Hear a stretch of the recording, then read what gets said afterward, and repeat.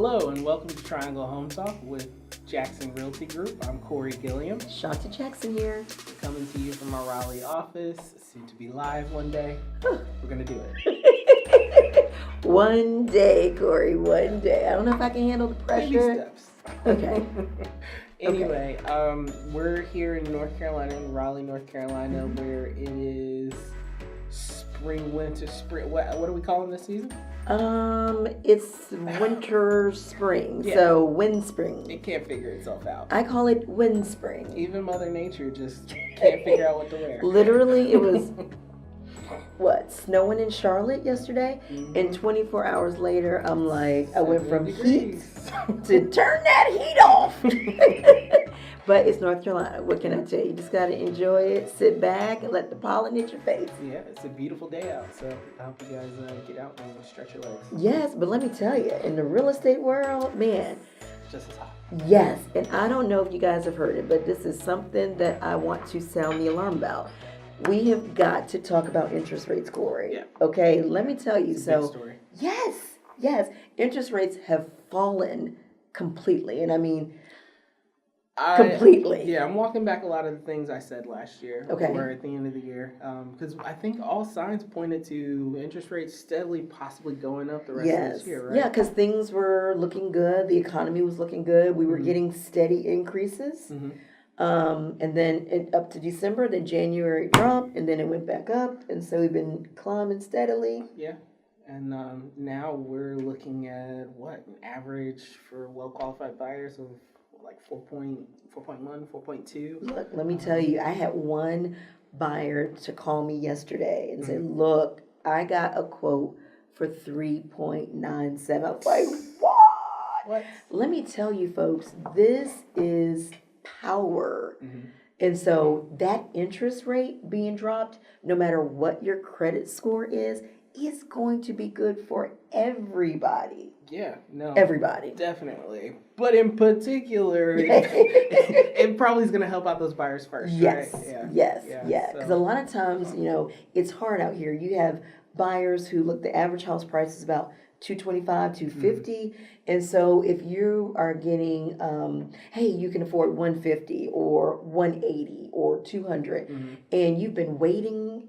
And you're like, look. There's not a lot of stuff on the market, in those price range. And when they're there, you got to hop on them. And then they're always that, just with that little bit more amount of money, you could possibly get X, Y, and Z out of another home. Correct. So you're always kind of wanting a little bit, just on the cusp. But here's the thing. So for those buyers who are struggling, and they're right at the end of what they can afford, this could be a chance for you to get more house, right? Because a mortgage payment of 4.1% for $200,000 is going to be a lot less than $200,000 with the 4.7 interest rate. So, folks, that is money that you're saving over time. So, if you can afford more, that means a bigger house. And let me tell you, the difference between a house that is priced at $200 versus, let's say, $215. Yeah, $210, $215. It's completely different. It is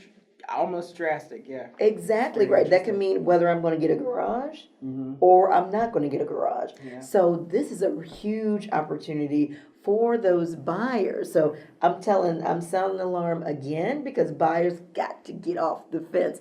This is your opportunity. If you qualify, man, go ahead and hop out there. And of course, who's our other big population? Investors. Everyone's always out. The real estate's about making money. It is. And investing in real estate is always number one go-to for. Well, so definite. A lot of my clients are newbies, right? They want to jump into real estate investing, and as you know, Corey, what is the down payment for investors? I mean, typically you would want to see an investor put down 20%. Yeah, at least. But that's in a perfect world when your pocketbook is perfect. Exactly right. And that's just not the reality for everyone, right? Well, yeah. So a lot of people are like, look, I'm doing well. I don't have the cash for the 20%. Guys, guess where you can get the cash? It's called your house. Your primary home. Correct. What is it? Your house. Yes. So here's the thing. If the interest rate that you bought your house at is at 5%, 4.7, even 4.5, and you're able to then refinance your house at 4%, 4.1, and then pull the cash out with the extra value that your house has gained while you've been sitting in that house, you could pull that money out and put, there goes my 20%. Yeah, because here's my thing. You could pull that money out and buy a car, but what's going to be your better investment? Buying that car or buying a house or a multifamily? We just have to be realistic, right? So if you want to get into the investment game, this is an opportunity for you, because if you are a home owner, you may be able to use some of that income, some of that equity in your house now that the rates have gone down. Definitely. And I mean, say you're not necessarily ready to get into that investor camp or whatever, but you still own your home. Refinancing is still a great option right now for other personal things that you need to do. If you want to do home improvement projects, if you need to go ahead and put that new roof on your house, and you know the money's not as liquid as you want, or as I call it, the deferred maintenance plan, right? That deferred maintenance plan is like, once it breaks down, that's when I'll take care of it. Exactly. So one little side note with that too, just a FYI about HVAC systems. If your HVAC system was installed in your house prior to 2010, guess what's going to happen in 2020? You can't use that system anymore. Well, you can still use it, but they're not going to be making that Freon because the Congress has said that basically that's out. So if your HVAC system is older, you're going to need to replace it because it's going to be more expensive to get that Freon. Yes, all of my HVAC contractors have been telling me about the retrofit. Exactly stuff, right. So if you're a little low on funds, and look, folks, it's already hot as a Dickens today after our freezing day yesterday. It may be a good thing to use some of that money from your house to go ahead and upgrade your house.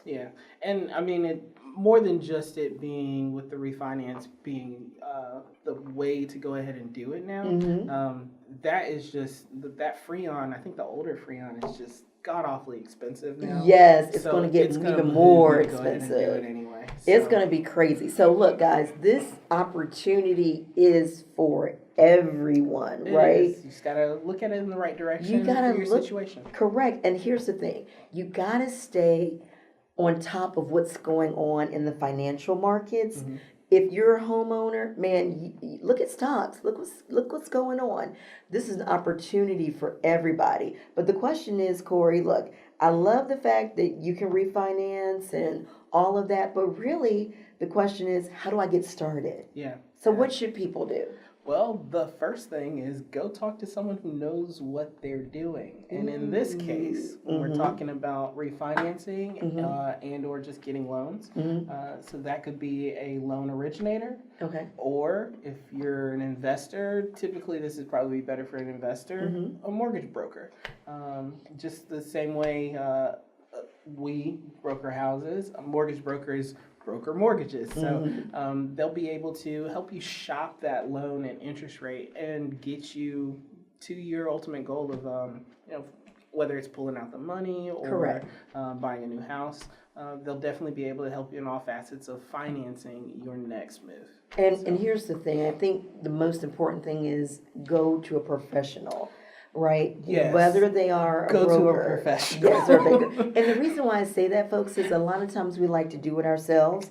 And so we'll go on and do the mortgage calculators, and we think that we know what's going on.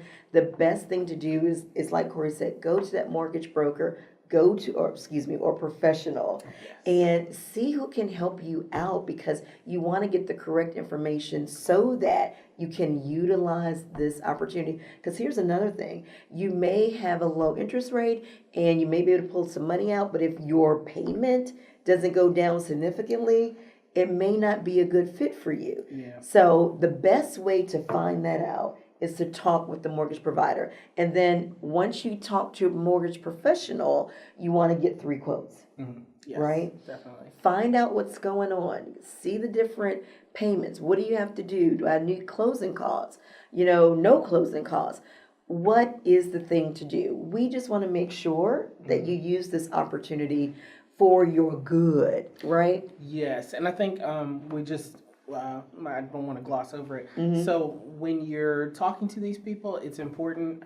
We did say you should definitely get 3 quotes, but I think time frame is really important. Yes. Let's not forget about that. Exactly right. So when you're shopping your loan, you definitely want to go ahead and talk to them. Get the information about what you want to do with your situation, and then once you're ready to know which direction you're going, go ahead and do your shopping right then in a 1 to 2 day span. Exactly right. Because people worry about the question I always get from My credit's gonna go down. Yeah, if they pull my credit. And I said, look, they have to pull your credit. So what you're doing, you're signaling to the credit bureaus that, hey, she's doing something. Mm-hmm. So if you do it within the same 48 hours, 72 hours, they know what's going on. You can't, I'm going to talk to this guy on the first week, and then the third week, talk to someone else. So that's how you really put all those credit checks on your. You worked hard to get your score where it is. Look, don't mess it up. Don't unnecessarily mess it up. Exactly right. And so here's the thing, the opportunity is out there, and if you need help trying to find out who can I go to in terms of mortgage brokers or a mortgage professional, call us. I mean, Corey knows some great ones. I know some great ones.